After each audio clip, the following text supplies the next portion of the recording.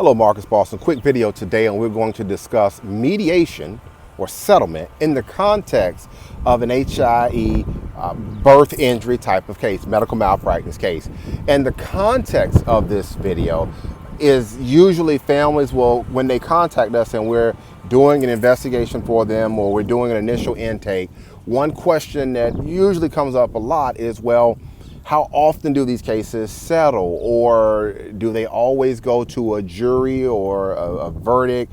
And so it's in that context that I want to talk about mediation. Now, for this video, we are already going to presuppose some things. We're going to say that the birth injury investigation is done.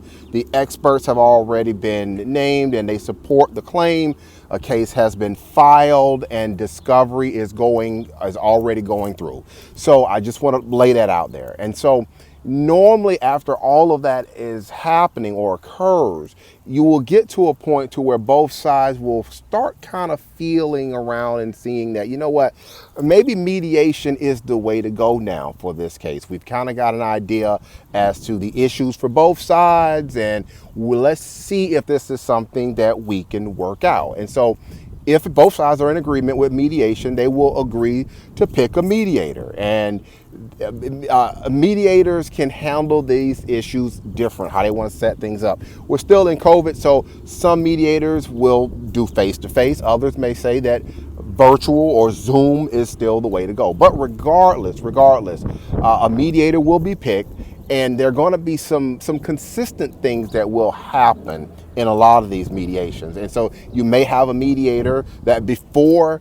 things get going, they want what we call a mediation statement. In other words, they want to be able to know what's going on in the case. What are the facts and what are the issues and what are the defenses? And so both sides will have an opportunity to present their mediation statement, and they will do just what I said. They will point out the facts and the issues and the defenses and things of that nature. And so that allows the mediator to understand what's happening. And so from there, the mediator will work with both sides to try to see if they can get a number that both sides will agree upon, or both sides feel that this is acceptable for this case or for this matter. Now, I want to stop and I want to jump in and say this.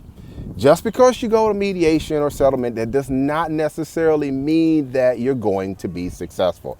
I have been in a number of these mediations, and sometimes they will go forward and we will be able to resolve the case.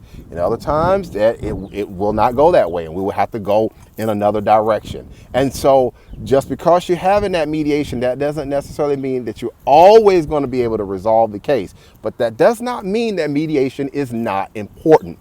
Mediation is extremely important. And one of the main takeaways from mediation is that when you go to mediation, and if you can settle the case, if you can get it resolved, you and the other side, you all are the ones who will determine the value of the case or the claim. I'm going to say it again because it's important to understand. If you settle the case through a mediation, you, the plaintiff, and the defendant, you all are the ones who will determine the value of the case.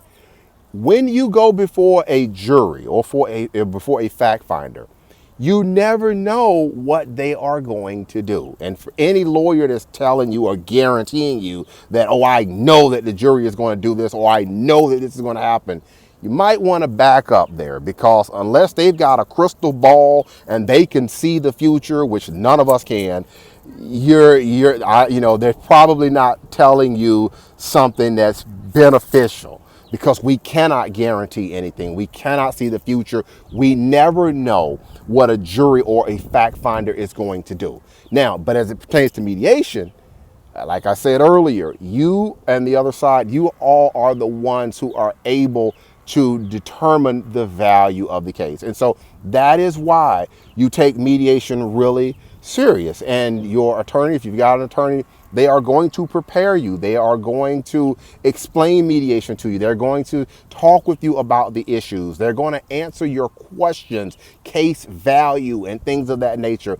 They will help you understand those types of issues and more before you head into your mediation. Now, I know this was a longer video. I know I've talked about a lot, but I'm just trying to help you understand this concept in the context of an HIE or a birth injury case, mediation, its role, and what to expect in the process. I know I talk in general, but it should give you an idea as to some of the issues that may come up if you are getting ready to head into a mediation, or you are trying to decide, is this something that you would, that you think that your family should move in the direction of, if you're trying to figure out whether to move forward on a birth injury type of claim.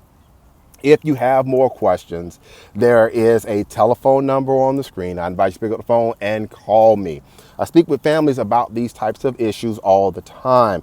We handle birth injury types of cases, birth trauma, HIE, MAS, subsequent cerebral palsy diagnoses that may stem from a traumatic brain injury at birth, a whole host of things, shoulder dystocia. This is what we do. When you call my office, let my secretary know that you would like to get on our calendar. Pick a date and a time. That is important.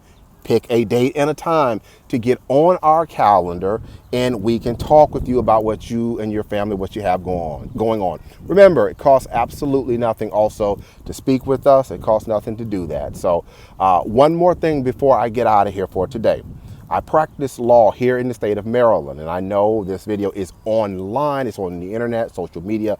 I cannot control who watches or who's going to share this. If you reach out to me and you are not in Maryland, understand that we have to use what we call co-counsel or local counsel. In other words, an attorney in your state, if this is something that we think we can assist you with. But I just want to make sure that you understand that co-counsel or that local counsel aspect of things. That's something we can work with you on. But I just want to make sure that you understand that if you are not in Maryland. All right, that's going to be it for today's quick educational video. Again, I'm Marcus Boston, and I'm one of the childbirth injury and medical malpractice attorneys practicing law here in the state of Maryland at Boston Law Group, LLC. We'll talk with you next time. Take care. Enjoy the rest of your day.